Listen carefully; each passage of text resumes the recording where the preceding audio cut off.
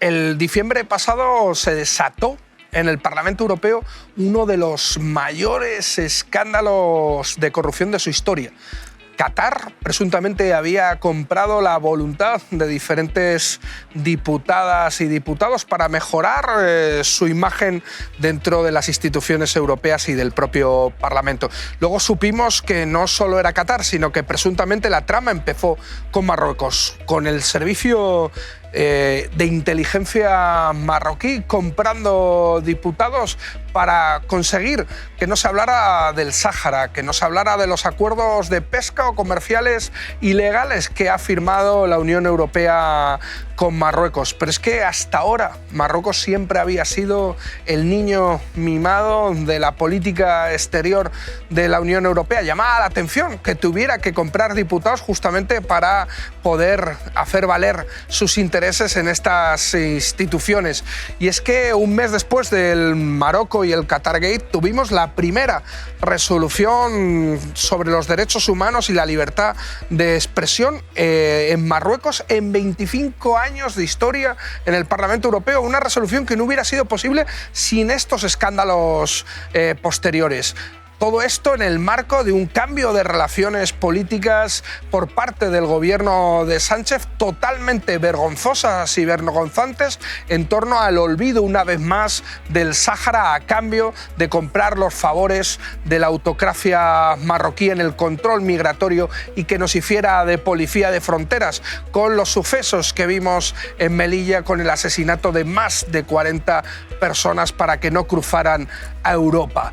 Todo esto nos abre un marco de relaciones tensas, de conflictividad interna dentro y fuera de Marruecos, de una quiebra de la propia imagen marroquí también aquí dentro de las instituciones europeas. Y para hablar de esto y mucho más tenemos a Ignacio Fembrero hoy con nosotros, periodista, escritor, corresponsal en Marruecos, expertos en el Magreb, que conoce esta realidad como nadie en el Estado español y que ha sufrido también la persecución del propio gobierno marroquí, del propio régimen marroquí. Para hablar de todo esto y mucho más, hoy en Enclave Internacional.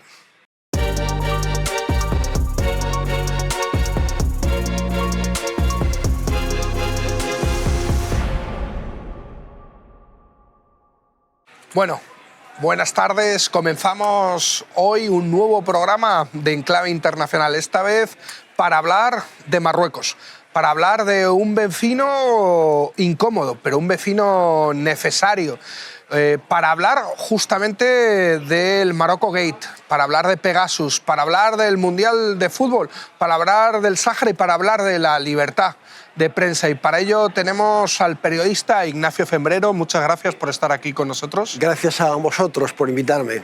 La primera, me gustaría que empezáramos hablando un poco sobre la labor de informar sobre Marruecos, en Marruecos, desde Marruecos, y cómo ha sido la situación, ¿no? O sea, ¿ha habido un cambio en la política del gobierno marroquí, del Magreb marroquí, a la hora de la libertad de información, de expresión? Sí, yo creo que la libertad de prensa en Marruecos, la libertad de expresión en general, se ha ido restringiendo con altibajos, pero la tendencia evidentemente es a peor. Basta con recordar un dato importante: cuando llega Mohamed VI al trono no hay ningún periodista encarcelado. Eso no significa que los periodistas tuvieran una vida fácil, pero no hay ninguno encarcelado. Hoy en día hay 3 periodistas de peso influyentes en Marruecos encarcelados, y después hay algunos blogueros, algunos youtubers, etcétera, que no vivían exactamente del periodismo, pero que sí tenían una actividad, digamos, de difusión en las redes, de lo que pensaban, etcétera. Bueno, solo este dato lo demuestra. Y te diré además que como periodista extranjero, pues también lo padezco en la medida en que hace años yo tenía mucha prensa marroquí que leer porque había opiniones diferentes. Dentro de que es un país autoritario, pero había ciertos márgenes. Hoy en día todo eso ha desaparecido. Yo echo mucho de menos no tener buenos periódicos que leer. ¿Y cómo se nota el informar sobre Marruecos siendo un periodista español? Con lo que eso justamente conlleva, ¿no? ¿Qué retos te enfrentas Bueno, el reto no solamente yo diría para periodistas españoles, sino que también yo añadiría, por ejemplo, los franceses, países que tienen influencia y que son muy seguidos en Marruecos. Y yo diría que en mi caso el principal reto ha sido que algunos escritos han hecho que al final las autoridades marroquíes, de una forma o de otra, me han llevado 4 veces a los tribunales en España desde 2014, 2 veces por la vía penal y 2 veces por la vía civil. Y ahora acabo de ganar el último juicio por la vía civil. Me habían acusado de acción de jactancia, de haberme jactado de haber sido espiado con Pegasus. Hemos ganado el juicio, pero bueno, ya han anunciado que iban a recurrir la sentencia, así que estaremos, si es así, estaremos enredados como mínimo hasta finales de año. En el fondo, no me llevan a juicio por la jactancia, en el fondo me llevan a juicio por, yo creo que toda una labor que les disgusta de cobertura de Marruecos, aunque yo ya no puedo volver a Marruecos, pero toda una cobertura de Marruecos, de la actividad del monarca, de cómo funciona el Maghreb, de cómo funciona la monarquía. Yo creo que todo eso les molesta y probablemente pues, les gustaría mucho que me dedicara a otra actividad. Porque ¿qué influencia tiene Marruecos dentro de España? O sea, lo digo porque, y sobre todo dentro de la prensa española también. Yo diría que hace 20 o 30 años, desde luego, la influencia era prácticamente inexistente, pero ha ido creciendo mucho el lobby marroquí con muchas ramificaciones en el mundo empresarial, en el mundo político. Después están las consultoras o los bufetes de abogados que tienen contratos con Marruecos y actúan para Marruecos. Y en la prensa yo diría que la prensa sigue siendo bastante crítica en su conjunto, sea de derechas o de izquierdas, con el régimen marroquí, con algunas excepciones. La más notable, sin lugar a dudas, es La Razón. Y después también ha aparecido una prensa muy pequeñita, pero que tiene algunos lectores, que tiene sus webs, etcétera, que está ya directamente entregada a las autoridades de Marruecos. El caso más llamativo es el de Atalayar, que son medios, digamos, inspirados o entregados a las autoridades marroquíes. Este también es un fenómeno relativamente nuevo y la verdad es que basta con pero hasta cierto punto lo que pasa en Francia, y al cabo de un tiempo sucede más o menos lo mismo en España, porque Francia y España son 2 países prioritarios para Marruecos. Te preguntaba justamente también sobre la influencia que tiene Marruecos en los medios de comunicación, porque hay algo que a mí personalmente me ha llamado mucho la atención. En diciembre vivimos, o se conoció, uno de los mayores escándalos, no de las instituciones, pero sí al menos del Parlamento Europeo. Fundamentalmente, en un primer momento apareció Qatar, un caso de corrupción, de compra de lealtades, de diputados, una trama mafiosa en el centro del Parlamento Europeo, pero luego vimos que la trama presuntamente empezó con Marruecos y por Marruecos, ¿no? Apenas eso ha llegado a España. O sea, más allá de algunos periódicos, algunos periodistas que habéis sacado, pero, por ejemplo, mientras que en Europa ha habido una cobertura muy exhaustiva, más allá de Bélgica, evidentemente, pero Italia, Francia, también Alemania ha sacado bastantes cosas sobre el Morocco Gate, apenas eso ha salido en España. Por eso te preguntaba, ¿tú qué crees que... ¿A qué lo achacas? Tengo una respuesta solo parcial a eso, pero es una pregunta que también me he hecho.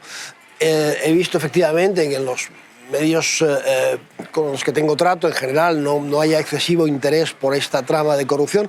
Desde luego, hay un factor importante. A día de hoy, aunque hay muchos rumores, pero desde luego no ha aparecido el nombre de ningún español ex eurodiputado o actual eurodiputado implicado. Eso, si hubiese sucedido, hubiese cambiado bastante las cosas. Pero a día de hoy esto no ha aparecido, han aparecido belgas, italianos, pero tú has hecho una buena reflexión, es decir, no ha aparecido ningún alemán y sin embargo la prensa alemana ha mostrado más interés por este escándalo de corrupción que la prensa española. La prensa española, digamos, el interés fue un poco flor de un día yo diría, finales de diciembre y principios de enero. Y ahí se acabó. Pues yo también lo echo de menos porque demuestra un poco la manera de actuar de Marruecos, de Qatar, y también la sensibilidad, digamos, de determinados políticos europeos ante países que pueden estar tentados de recurrir a la corrupción para defender sus intereses. Porque ¿cómo definirías tú el Morocco Gate? O sea, si tuvieras que resumir digo para la gente también que nos esté viendo. Pues yo desde el punto de vista marroquí lo definiría, y lo hemos hablado en alguna ocasión, como un escándalo innecesario. Porque ellos tenían y tienen, han sido el niño mimado de las instituciones europeas, gozan de muy buena imagen y no había necesidad. Si tú vas ganando poco a poco la partida por un 80 o un 90%, ¿por qué? ¿Qué necesidad hay de ganarla al 100% corriendo riesgos? Porque evidentemente si tú empiezas a corromper, por mucho que te fíes de la gente a la que estás corrompiendo, en un momento dado algo puede fallar por algún motivo o por otro. Por tanto, yo repito, desde el punto de vista marroquí, insisto en que era algo innecesario dado el aprecio que se tiene a Marruecos en las instituciones europeas e incluso más allá de las instituciones europeas, en muchos gobiernos europeos, y desde el punto de vista de la institución del Parlamento Europeo, pues también me sorprende y me desconcierta porque, es decir, los eurodiputados están muy bien pagados y más cuando presiden comisiones o delegaciones, etc. Es decir, de verdad 50.000 euros y unos viajes regalados a Marruecos para algunos puede cambiar algo importante. Es decir, si tú de todas, y correr esos riesgos por tan poco dinero, pues no para el hombre de la calle en Madrid o en Jerez, pero desde luego para un eurodiputado sí. Muy poco dinero, y por tan poco dinero y unas vacaciones pagadas se pueden corromper. Es sorprendente, es desconcertante. Sí, la verdad es que lo habíamos hablado, ¿no? Es la no necesidad. Pero es que tú has hablado justamente de que cuando vas ganando por un 80 o un 90%, arriesgarte para querer ganar con 100% te puede llevar a fallos. Y lo que estamos viendo es que últimamente muchos fallos de una diplomafia o de un régimen marroquí que no está acostumbrado a cometer esos fallos. Está el tema del Morocco Gate y además que está dañando, yo creo que fuertemente su imagen, por lo menos en las instituciones europeas. El Morocco Gate, pero Pegasus. O sea, Pegasus también fue en cierta medida otro fallo, ¿no? Bueno, yo creo que Pegasus fue más bien mala suerte, con muy malas consecuencias para las autoridades marroquíes en algunos países, especialmente en Francia, no así en España, como hemos visto. Llama la atención también. Pero Pegasus fue una investigación de un consorcio periodístico que probablemente, es una sospecha, es una especulación, tuvo una fuente dentro de la propia empresa que fabrica el malware, que fabrica el programa malicioso Pegasus, que le proporcionó la lista de los objetivos. Y los objetivos eran 50.000. Y es verdad que nosotros nos hemos focalizado mucho en España y también en Francia o en Bélgica en la vertiente marroquí de Pegasus, que es muy importante y muy grave, pero cuando vemos los datos, el país que más recurrió a Pegasus es aparentemente México. Hubo incluso un periodista espiado que acabó muerto. Y en esa cobertura de que yo he seguido muy de cerca de la prensa mundial sobre el tema de Pegasus, por ejemplo, los periódicos norteamericanos, el Washington Post, que llevaba el liderazgo de este tema, se centró mucho más en México. Y nosotros, cosa que es lógica, evidentemente, por la vecindad, porque estábamos afectados, nos centramos mucho más en Marruecos. Pero es verdad que el escándalo ha dañado mucho la imagen. También ahora hay una comisión de investigación dentro del Parlamento Europeo que analiza también la vertiente marroquí del Pegasus, ¿no? Que lo digo porque en nuestro país se ha hablado fundamentalmente de Cataluña, gravísimo también, pero que es otro caso, ¿no? Entonces, yo creo que es interesante ver sobre todo esto y ver cómo además ha dañado la relación con Francia, porque la relación con Francia, mientras que con España pasa como por su mejor momento, con Francia pasa un momento complicado, ¿no?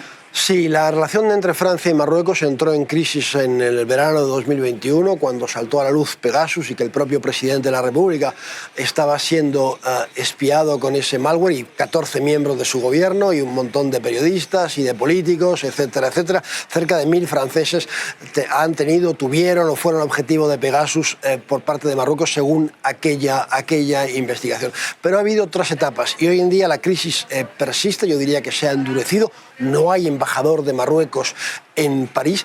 El embajador de Francia en Marruecos no puede acceder a ninguna autoridad, no puede entrevistarse con ningún ministro. Es una situación insólita y se ha endurecido por parte de Marruecos por el Sáhara, porque hoy en día Marruecos exige a Francia que dé pasos en la misma dirección que España o que incluso vaya más allá en el tema del Sáhara Occidental, es decir, que acabe haciendo lo que hizo en diciembre de 2020 el presidente Donald Trump, reconociendo la soberanía marroquí sobre el Sáhara Occidental. Y es decir, si la crisis empezó por el lado francés, por Pegasus, hoy en día la está rematando o acentuando el propio Marruecos porque quiere que Francia haga concesiones en lo que se refiere al Sáhara Occidental. Por ahora Francia no se ha movido. Hay que recordar que en 2007 fue el primer país que apoyó el plan de autonomía, pero desde ahí no se ha movido. Y Marruecos quiere que se mueva como mínimo como Sánchez, que adoptó una fórmula que iba más allá que la francesa, o incluso, si es posible, que se mueva como lo hizo Donald Trump, repito, reconociendo la soberanía de Marruecos sobre el Sáhara. Pero llama la atención, tú has dicho, empezó la mala relación cuando se supo del espionaje de Pegasus. Macron nunca admitió que había sido espiona. Pero tampoco lo ha desmentido. En su última gran conferencia de prensa nunca lo admitió, ¿no? Especialmente ambiguo. Dijo que había Pegasus, no sé qué, no sé cuánto. Sí, nunca lo admitió. Pero primero está en buena parte de los medios de comunicación franceses, está en algunas conversaciones que autoridades francesas tuvieron off the record con medios de comunicación franceses en las que dijeron sí, hemos sido espiados, está en un comunicado, aunque no nombra a Marruecos, del Ministerio de Defensa francés, creo que en los últimos días de julio de 2021, cuando empiezan a recibir visitas de autoridades israelíes que van a París y que les dan todo tipo de explicaciones porque Macron había ordenado que se cortara la cooperación con los servicios secretos israelíes. Y entonces hay una serie de israelíes que dan todo tipo de explicaciones. Y cuando va, por ejemplo, el ministro de Asuntos de Defensa israelí a París y la prensa le pregunta, él no desmiente, tampoco lo confirma, él no desmiente que Marruecos haya utilizado Pegasus. Tenemos numerosísimos indicios de que es Marruecos el que debe... Que le espiaron está claro.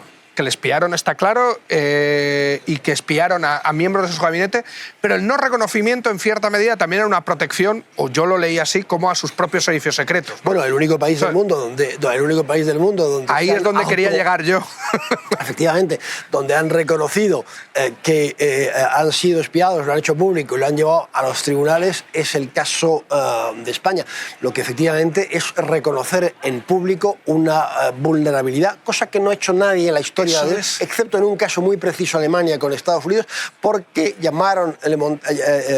echaron una bronca pública y descomunal al embajador de Estados Unidos porque efectivamente Angela Merkel había sido espiada. Pero fue meses después y no tuvieron más remedio que hacerlo porque...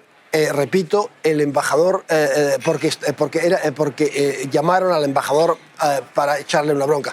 Aquí, pero evidentemente Alemania no lo judicializó, no se le ocurre a nadie judicializarlo y desde luego no se le ocurre a nadie judicializarlo como se ha hecho en España, porque tú no sabes, en el fondo no se puede demostrar quién te ha espiado, pero sí sabes otra cosa, con qué herramienta te han espiado y por tanto, aparte de haber puesto una denuncia genérica, averigüe señor juez quién me ha espiado, también se podía haber puesto una denuncia precisa contra la empresa NSO. El gobierno español no ha querido hacerlo.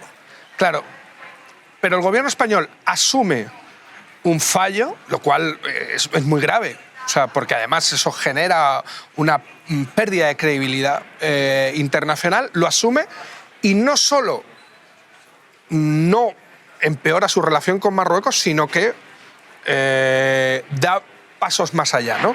Llama la atención porque en este año hemos visto la primera resolución en contra o a favor de los derechos humanos y la libertad de información, con el caso de Omar Radi en Marruecos por parte del Parlamento Europeo, la primera urgencia de derechos humanos sobre Marruecos en 25 años. Eso no hubiera sido posible sin el escándalo del Morocco Gate, no hubiera sido posible.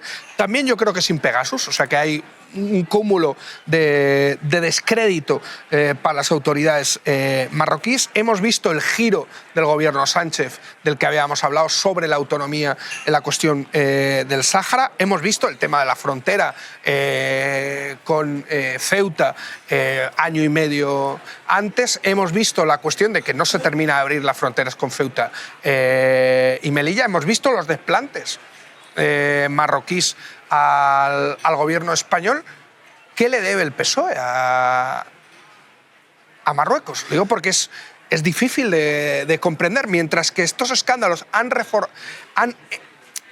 podríamos decir, han disgustado, han empeorado, han roto la imagen de Marruecos. En el caso español es todo lo contrario. Sí, primero déjame decirte una cosa. El gobierno anunció que había sido espiado en mayo del año pasado, pero en realidad lo anunció, pero en realidad el espionaje se produjo en mayo-junio del 2021, es decir, que lo sabía y tardó muchísimo en anunciarlo y probablemente por razones de oportunidad política lo quiso anunciar en mayo y no cuando de verdad se descubrió. El gobierno además omitió... Coincidiendo con el Pegasus catalán. Omitió, efectivamente, omitió decir que la ministra de Asuntos Exteriores, Arantxa González Laya, también había sido espiada, porque así se lo comunicó el Centro Criptológico Nacional, que analizó su móvil. Lo que pasa es que ya no estaba en el gobierno y consideraron probablemente que no debían decirlo. Y pues ¿qué le debe el PSOE y qué le debe el gobierno español?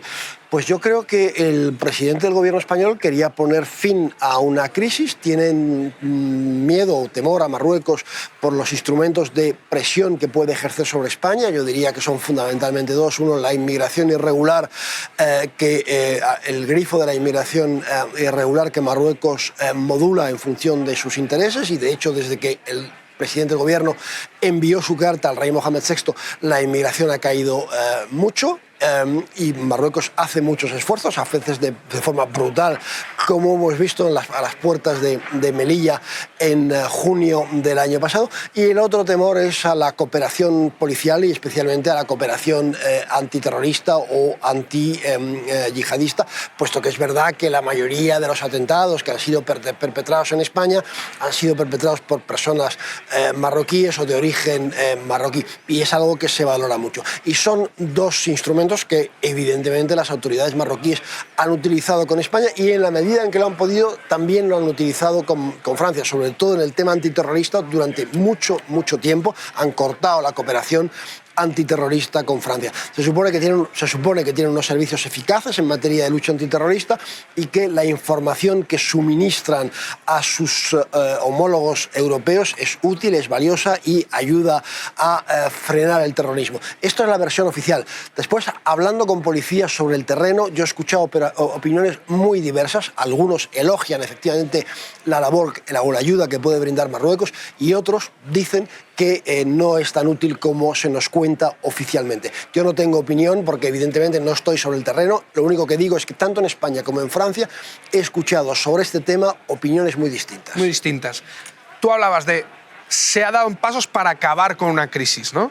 Claro, una crisis para abrir otra, porque se ha abierto una crisis con Argelia en un momento complejo, en un momento de crisis energética, fundamentalmente por la guerra de Ucrania. Parecía el peor momento para enemistarse con nuestro mayor suministrador de gas. Bueno, algunos ministros han reconocido en conversaciones off the record, nunca nadie ha reconocido, que yo sepa, ante periodistas, haber sido espiado por Pegasus, pero sí por Marruecos, quiero decir con Pegasus, pero sí sé de algunos ministros que han reconocido en privado que no preveían tales consecuencias con Argelia.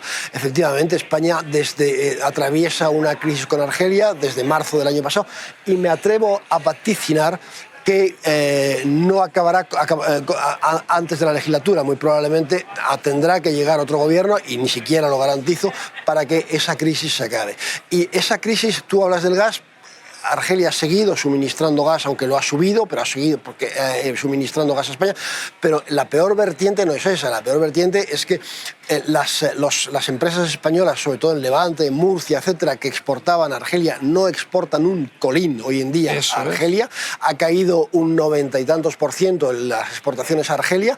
Y las que aún siguen funcionando responden a contratos antiguos firmados hace mucho tiempo, y las empresas españolas han sido excluidas sistemáticamente de todas las licitaciones en Argelia. Y por otra parte hay que dejar muy claro, la solidaridad europea con España no ha funcionado, porque la Comisión podía haber abierto un expediente a Argelia por discriminar a un Estado miembro. Yo no entro a discutir si Argelia tiene o no razones válidas para hacerlo, porque se considera traicionada por España. Pero desde luego lo que sí está claro es que hoy en día está discriminando a un Estado miembro cuyas empresas no pueden exportar a Argelia. La Comisión podía haber abierto un expediente, una investigación, un expediente sancionador, etc. No ha querido hacerlo. ¿Por qué no ha querido hacerlo? Por lo que tú decías. porque en un momento en que en Europa se intenta prescindir de los hidrocarburos rusos, pues Argelia es un país clave y fundamental que ha incrementado muchísimo sus exportaciones a Italia y también en cierta medida a Francia y a otros países menores como Eslovenia, por ejemplo. Justamente ha virado hacia Italia, ¿no? en el tema del gas, pero incluso el tema de migración es bastante inexplicable. Lo digo porque la mayoría de los migrantes que entran en España no entran por Ceuta y Melilla o por el Estrecho, si me apuras, entran por Barajas o el Prat y son latinoamericanos fundamentalmente. Esos son los datos de los últimos 4 años. O sea, que digo en un histórico, ¿eh? Sí, sí. O sea, para no solo el año pasado. Yo creo que en algún momento nos enteraremos realmente qué hay detrás de este apoyo incondicional. Lo que tú dices sobre los inmigrantes que entran por Barajas o por el aeropuerto de Barcelona también, etcétera, tienes toda la razón, pero esos no son visibles. En cambio, no son visibles porque no hay unas cámaras, porque es gente que muchas llega con un visado, con recursos suficientes y después se queda en el país o se queda en Europa. Los que llegan en patera o los que saltan la valla sí son absolutamente visibles.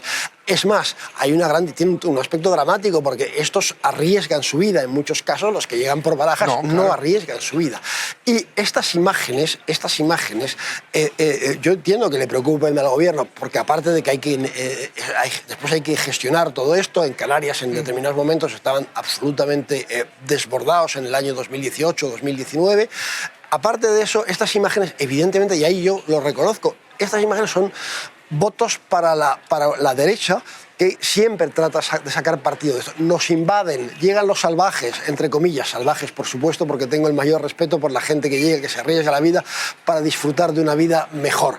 Y yo entiendo que sí, que el gobierno esté preocupado porque esas imágenes son muy dañinas para sus intereses electorales. Pero mira, fíjate, el tema de Canarias, ¿no? Que me parece el más interesante porque es el incremento mayor en los últimos años.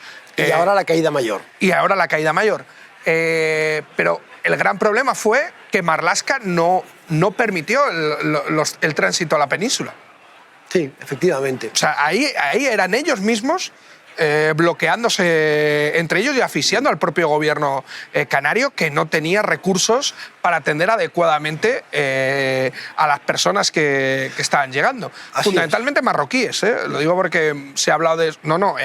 yo pude estar justamente en Canarias en ese momento y la mayoría eran marroquíes que ellos mismos te decían que eran favorecidos por la Guardia Costera marroquí o por la Gendarmería marroquí. Sabemos, y han aflorado algunos informes de Frontex, etcétera, de que para subirse a la patera o a la embarcación en la que se suban, etcétera, hay que pagar. Quiero decir, esto no es... hay que pagar. Bueno, hay un informe de Frontex en las que se decía que por patera que zarpaba en realidad no son pateras, pero bueno, las seguimos llamando así, que se zarpaba del Sáhara Occidental, había que pagar el equivalente de casi 6.000 euros, pero no por persona, por el colectivo.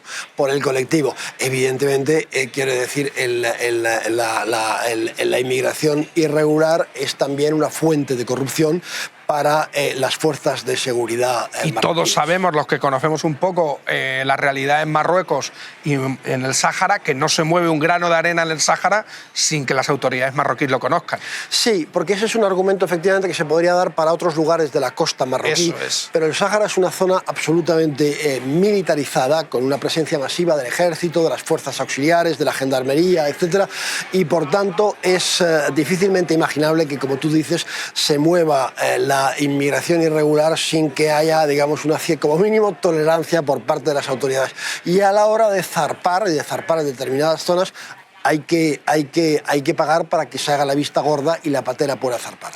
Para ir terminando, yo quería terminar justamente con 2 preguntas. La primera es: ¿qué se nos viene en el próximo periodo? Porque se nos vienen cosas muy importantes en la relación Unión Europea-Marruecos que también van a afectar a España, el acuerdo pesquero, el acuerdo de asociación comercial. Justamente el Tribunal Europeo tiene que dar curso al recurso justamente que había hecho la Comisión. ¿Qué se espera porque va a llegar en el inicio de la presidencia española. Sí, no es solo, Miguel, un recurso de la Comisión, es un recurso del Consejo de Ministros, y hay dos países, dos Estados miembros que también han estado en ese recurso. Uno de ellos es España, el otro es Francia. España con la abogacía del Estado, quiero decir. Sí, ha utilizado los recursos del Estado. Sí, desde el principio, de estas largas batallas judiciales. Bueno, lo que se nos vienen son dos sentencias de la Corte, que es la instancia superior. El tribunal ya se pronunció en septiembre de 2021 y se pronunció de manera absolutamente contundente, anulando el acuerdo de pesca y anulando el acuerdo de asociación, porque incluían al Sáhara Occidental, que no es de Marruecos, y el tribunal dijo se podría incluir, aunque no sea de Marruecos, a condición de que su población autóctona dé el acuerdo. No se ha consultado, no se ha pedido el acuerdo de esa población autóctona, por tanto, los acuerdos no son válidos. Estas dos sentencias, que son absolutamente contundentes, fueron recurridas, entre otros por España, por la Comisión, por el Consejo, y desgraciadamente para el gobierno de Pedro Sánchez, las sentencias las vamos a conocer muy probablemente al principio de su presidencia de la Unión Europea, en julio, quizás en septiembre. Y la verdad es que la propia Comisión y otras muchas autoridades están absolutamente convencidas de que van a repetir tal cual, cambiando quizás una coma o dos, las sentencias del tribunal. Y a partir de ahí yo creo que se abre una crisis entre la Unión Europea y Marruecos. Veremos qué es lo que propone España. Yo he escuchado a diplomáticos españoles afines al ministro de Asuntos Exteriores decir, bueno, la Comisión Europea, que tiene mucha imaginación y trabaja muy bien, etc., ya se le ocurrirá algo para intentar buscar una fórmula, etc. Yo creo que es imposible porque no creo que la Comisión se adentre por ese camino. Creo también que hay Estados miembros que se opondrían rotundamente a ese tipo de acuerdos, y en última instancia creo que el Parlamento, que en su día sí ratificó esos acuerdos, hoy en día ya no lo haría. Por tanto, yo creo que es el fin de los acuerdos de asociación y de pesca con Marruecos y el fin de la pesca española en aguas del Sáhara, que se remonta a hace muchísimos años y que se firmó por primera vez con Marruecos en 1976, cuando España se retiró del Sáhara Occidental. Para terminar, nos queda justamente algo que hemos sabido hace poco, que es la candidatura tripartita de Marruecos, Portugal y España al Mundial de Fútbol del 2030, ¿no? Si no me equivoco. ¿Qué supone esto? Lo digo porque hemos visto justamente en el tema de Qatar, y volvemos al tema del Qatargate, cómo el Mundial ha sido, en cierta medida para Qatar, una especie de limpiarse la cara. Hemos visto cómo el buen resultado de la selección marroquí en el último Mundial ha ayudado también a limar tensiones internas dentro de Marruecos, a exacerbar el nacionalismo marroquí y, en cierta medida, ayudar un poco al régimen marroquí. ¿Cómo podría funcionar el Mundial?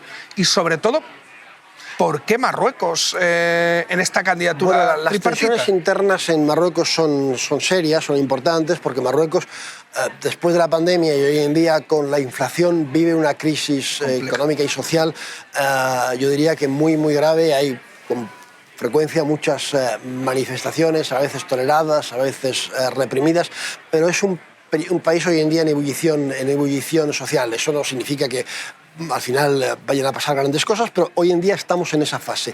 Bueno, volviendo a la candidatura del Mundial, es una vieja idea del presidente Sánchez, que ya esboza en noviembre de 2018, cuando por fin el rey le recibe y hace su primer viaje a Marruecos.